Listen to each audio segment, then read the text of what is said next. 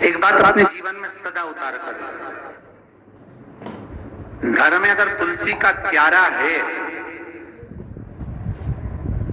तो तुलसी महारानी हमें ये बता देती है कि हमारे घर में सुख आने वाला है कि दुख आने वाला है। जैसे शनि अपना प्रकोप दे रहा है या शनि उतर रहा है, ये किसी से पूछने की जरूरत नहीं पड़ती, अपने आप मालूम पड़ जाता है। कैसे? शनि कथा अगर आपने सुनी हो तो उसमें व्याख्यान आता है शनि कथा में, पांवों की चप्पल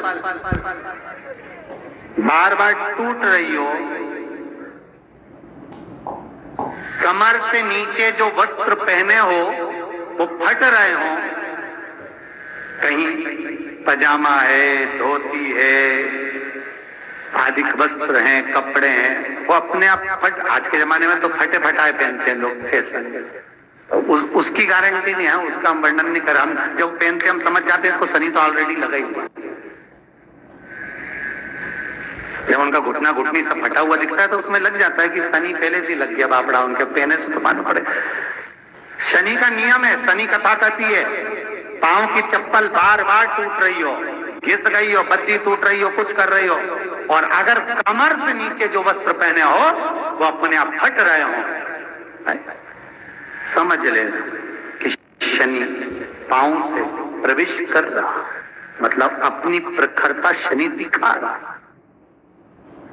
किसी मंदिर में गए महाराज और वहां जाने पर चप्पल चली गई तो समझ लेना शनि की कुदृष्टि अब पड़ना बंद होना चालू हो गया। कितना सुंदर कहा है महाराज। जूता चप्पल आज के जमाने में तो फैशन हो गई साहब, घर की चप्पल अलग होती है, बाहर की चप्पल अलग होती है। लोग घर में चप्पल किचन तक में पहन के जाते हैं। अरे पानी ले जाओ सीओर से, रसोई घर में लोग चप्पल पहन कर जाते हैं, जहां भगवान का प्रसाद बन रहा है, जहां अन्नपूर्णा निवास कर रही है, और पूछो तो कहते किचन की चप्पल है तो माथे पे रख लो। तुम अपनी माँ को जरूर देखना है एक बार, वो बूढ़ी माँ कितनी बार किचन में चप्पल पहन कर गई, मुझे जरूर फोन कर कर बताना। बूढ़ी माँ रसोई घर में आज भी बिना चप्पल के जाती है, और बहुओं की कहीं एड़ी नहीं फट जाए, ठंड नहीं बैठ जाए, इसलिए ये रसोई घर तक में चप्पल पहनकर जाती है। सूर्य नारायण की कथा पढ़ना, शनि महाराज की कथा पढ़ना, और गरुड़ पुराण की कथा पढ़ना। जिन जिन कथाओं का हम व्याख्यान करें उसको पढ़ना जरूर हो। क्या लिखा है? घर के अंदर जब चप्पल जाती है, रोग, बीमारी, कष्ट, तकलीफ चालू हो जाती है। तुमने चप्पल क्यों पहनी?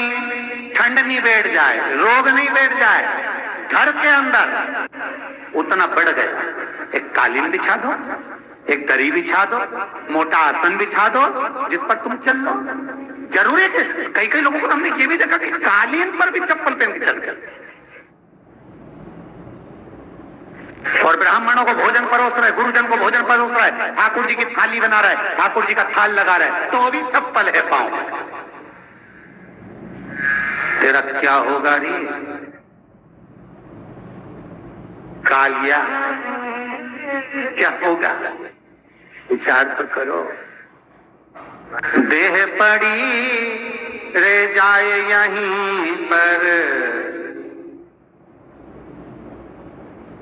फिर कुंडल और नगीना क्या, हरि नाम नहीं तो जीना। अभी भी सुधर जाओ रे, अभी भी सुधर जाओ, नहीं सुधरो तो सिधर जाओ रे, या तो सुधरो नहीं तो सिद्धरो, थोड़ा सुधरो। रसोई घर में अन्नपूर्णा रहती है, रसोई घर में शिव महापुराण की कथा कहती है जब भगवान शंकर को मां जगत जननी भोजन करा रही थी, शंकर जी ने वर मांगा था अन्नपूर्णा, ए अन्नपूर्णे, तुम मेरे घर के बच्चों का भरण पोषण कर रही है। इस मृत्यु लोक में जितने मनुष्य जन्म लेते हैं ये मेरे पुत्र कहलाते हैं। तो अन्नपूर्णा ने कहा, चिंता मत करना भोलेनाथ, जिस जगह पर एक स्त्री, बेटी, कन्या या घर की बहू या बूढ़ी माँ भोजन बनाएगी, उस जगह पर मैं अन्नपूर्णा उसके शरीर में प्रवेश करूंगी। रसोई घर नहीं होगा, वो मेरा और तुम्हारा मंदिर कहलाएगा। अब मंदिर में चप्पल पहनकर भोजन का निर्माण करना ये श्रेष्ठता है। एक आसन पटक लो आप रसोई घर के अंदर, जिस आसन पे खड़े होकर आप भोजन बना लो, मोटा सा आसन रख लो, चप्पल की जरूरत ही नहीं। श्रीमद् भागवत कथा कर रही है, तुलसी का मात्र तो शनि अपनी दृष्टि बता देता है। जब घर के अंदर प्रवेश करने के, जब आप घर में प्रवेश करें तो एक कोने में चप्पल को उतार दें। बाहर जगह नहीं है तो घर के अंदर प्रवेश कर लेफ्ट में चप्पल को उतार दें और 7 या 3 कदम के अंदर चप्पल उतर जाना चाहिए घर के अंदर में। और उसके बाद अगर चप्पल अंदर प्रवेश कर रही है तो राहु केतु शनि के साथ प्रवेश करते हैं, जिसके घर में बीमारी कभी पीछा नहीं छोड़ती। शनि कथा, सूर्य की कथा का स्मरण करिए, आपको मालूम है, पहचान हो जाता है। महाराज तुलसी बता देती है कि आपके घर की दशा क्या है। बार बार जल डालने के बाद भी तुलसी सूख रही है, बार बार आप पूजन कर रहे हैं, पाठ कर रहे हैं, तो भी तुलसी के दल सूख रहे हैं। तुलसी बता देगी कि तुम्हारे घर में तकलीफ आने वाली है, कष्ट आने वाला है, सूख रही है। किसी ने जरूर कुछ ना कुछ ऐसा है कि इसमें घर में तकलीफ आएगी, तुमने लगाया फिर सूखी, फिर लगाया फिर सूखी। तुलसा महारानी बता देती है कि कष्ट है। और जिस गमले की तुलसा घेर घमोर हो, फलित हो, आनंद में हो, तो उस घर में फिर दुख नहीं आता, समृद्धि खुद बढ़ती चली। जिन शंकर भगवान को आप जल चढ़ाते हो, जिन ठाकुर जी से आप लाड लड़ाते हो, जिन भगवान कृष्ण का आप स्मरण करते हो, राधा रानी का आप नाम जाप करते हो, जिस परमात्मा का आप भजन कर रहे हो, कीर्तन कर रहे हो, नाम जाप कर रहे हो, नाम स्मरण कर रहे हो, उससे तुम्हारा एक संबंध होना चाहिए, एक रिश्तेदारी होना चाहिए। और उससे जब तुम्हारा कोई संबंध रहेगा, उससे जब तुम्हारी कोई रिश्तेदारी रहेगी, तो उस रिश्तेदारी में जैसे ही आपके प्राण छूटे और छूटते से ही आप जब गए, तो जाते ही आप कहोगे कि कृष्ण से मेरा ये संबंध है, वो मेरा पुत्र, वो मेरा भाई, वो मेरा बेटा, वो मेरा सगा, वो मेरा रिश्तेदार, वो मेरा कुटुंबी, वो मेरा पुत्र। जब कहोगे तो तुरंत प्रवेश हो जाए। महाराज भगवान से संबंध होना चाहिए। कई लोग भगवान को सवेरे से रिझाने बैठते हैं तो भगवान को बनी बनाई बात कहते हैं, ये पाठ कर लो, ये पाठ कर लो, ये पाठ कर लो, ये स्तुति कर लो, सारा बना बनाया। तुमने अपने दिल से कौन सी स्तुति गाई? तुमने अपने दिल से कौन सा भगवान को निवेदन करा, कौन सा नमन करा? बस सवेरे उठना है, नहाना है, भगवान के सामने जाना है, भगवान को नहलाना है, कपड़े पहनाना है, अगरबत्ती लगाना है, थोड़ा सा शक्कर का भोग लगाना। इतने सारे देवी देवता, शंकर जी, राम जी, गणेश जी, सारे देवता, और 2 खुरमा लेके, 1 बालूशाही लेके, 2 मठरी लेकर आ गए, 1 मठरी लेकर आ गए, और भगवान को इतनी सी कटोरी में रख दी।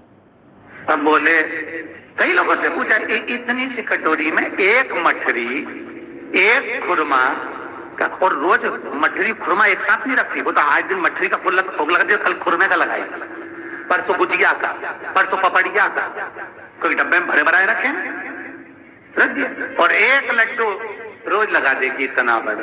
तो पूछा, इतना सा लड्डू और इतने सारे भगवान कैसे खाते होंगे? तो क्या भाव से। तो हमने कहा, तुम भगवान को क्यों? बहुत दुख है गुरु जी, बहुत